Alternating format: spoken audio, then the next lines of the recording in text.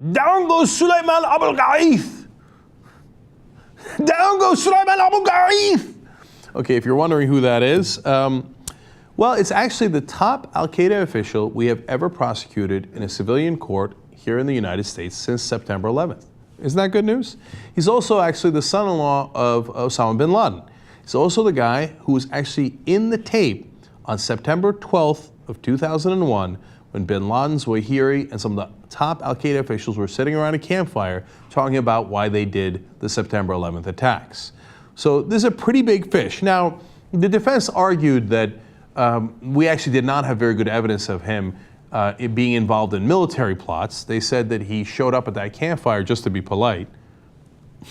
Okay, I don't know if that's a great defense, but they said, look, I mean, his father-in-law calls him in and, he wanted to hear him out, right?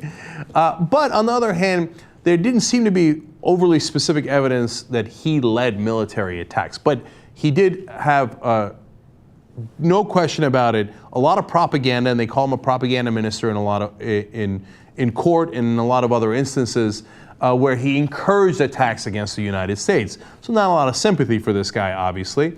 And there's one thing I know from Republicans. They say that if you try Al-Qaeda guys, especially if you don't have a lot of evidence on them, directing specific attacks against Americans, we can't do it in civilian court. Our justice system sucks. It can't convict anybody like that. No way. That's why we got to keep them in lawless Guantanamo and do kangaroo courts, because apparently they don't believe in the American justice system.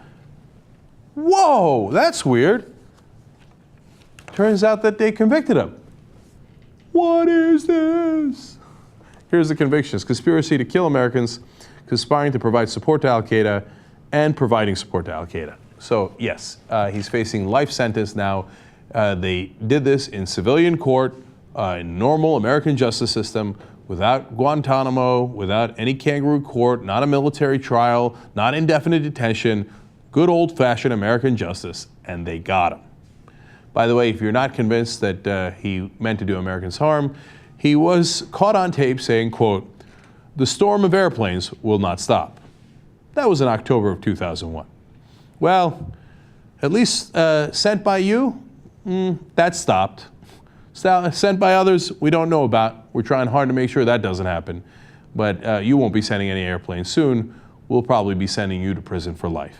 The American justice system does actually work. We should try it sometime.